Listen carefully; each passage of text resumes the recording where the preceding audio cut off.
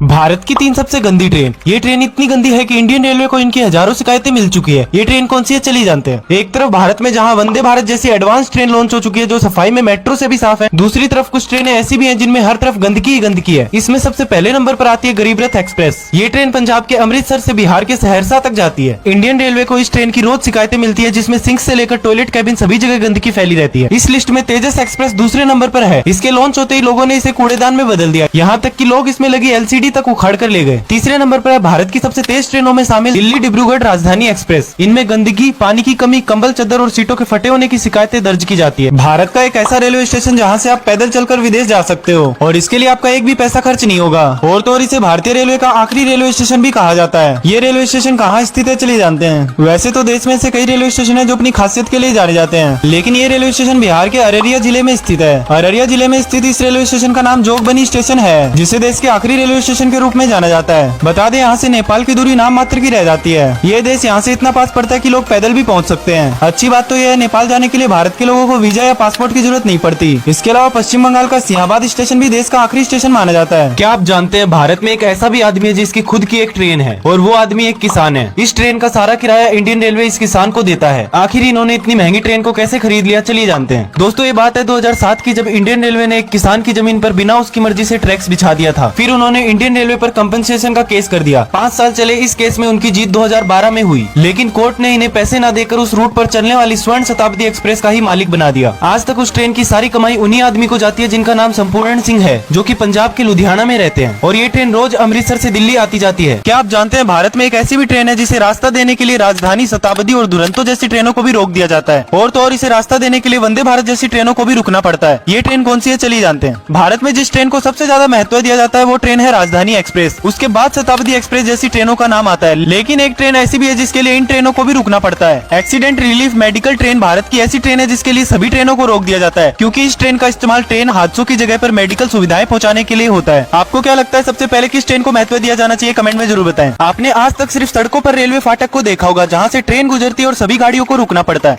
लेकिन आपको जानकर हैरानी होगी कि दुनिया में एक ऐसा भी एयरपोर्ट है जिसके रनवे से रेलवे लाइन गुजरती है। और जब ट्रेन रनवे से गुजरती है तो एरोप्लेन को लैंडिंग और टेक ऑफ के लिए इंतजार करना पड़ता है। ये एयरपोर्ट कहाँ है चलिए जानते हैं। न्यूजीलैंड का गिस्बर्न एयरपोर्ट दुनिया का एकमात्र ऐसा एयरपोर्ट है जहाँ से रेलवे लाइन गुजरती है। यहाँ 6 बजे से लेकर रात 8 बजे तक रनवे पर कभी रेलगाड़ी नजर आती है तो कभी हवाई जहाज। नियम के अनुसार यहाँ से होकर गुजरने वाली ट्रेनों को एयर ट्रैफिक कंट्रोल रूम से अनुमति लेनी पड़ती है। एयरपोर्ट अधिकारियों को मुश्किल जब होती है जब ट्रैक्स पर ट्रेन और रनवे पर प्लेन एक साथ दौड़ते हैं। इस दौरान ट्रेन या प्लेन दोनों में से किसी एक को रोक दिया जाता है। भारत की 4 ऐसी ट्रेन जो भारत से विदेश जाती है। ये भारत के अलावा कौन से देशों में जाती है चलिए जानते हैं। नंबर 1 समझौता एक्सप्रेस। इस ट्रेन की शुरुआत 22 जुलाई 1976 में हुई थी, जो भारत के पुरानी दिल्ली से पाकिस्तान के लाहौर तक जाती है और बीच में इसके सिर्फ 2 स्टॉपेज हैं, अमृतसर का अटारी और पंजाब का बागा रेलवे स्टेशन। इस ट्रेन में सफर करने के लिए वीजा होना जरूरी है। नंबर 2 मैत्री एक्सप्रेस। ये ट्रेन 14 अप्रैल 2008 में शुरू हुई थी। ये भारत के कोलकाता से शुरू होकर बांग्लादेश के ढाका तक जाती है। इसमें भी सफर करने के लिए आपको वीजा की जरूरत पड़ती है। Number 3 Thar link express. ये ट्रेन भी भारत से पाकिस्तान जाती है, जो राजस्थान के जोधपुर से पाकिस्तान के कराची तक जाती है। इसमें भी ट्रेवल करने के लिए वीजा जरूरी है। नंबर 4 बंधन एक्सप्रेस। इसकी शुरुआत 9 नवंबर 2017 में हुई थी। ये ट्रेन भारत के कोलकाता से बांग्लादेश के खुलना तक जाती है। इस बीच 174 किलोमीटर का सफर तय करती है और बिना वीजा के इसमें भी सफर नहीं किया जा सकता। वीडियो पसंद आई सब्सक्राइब करें।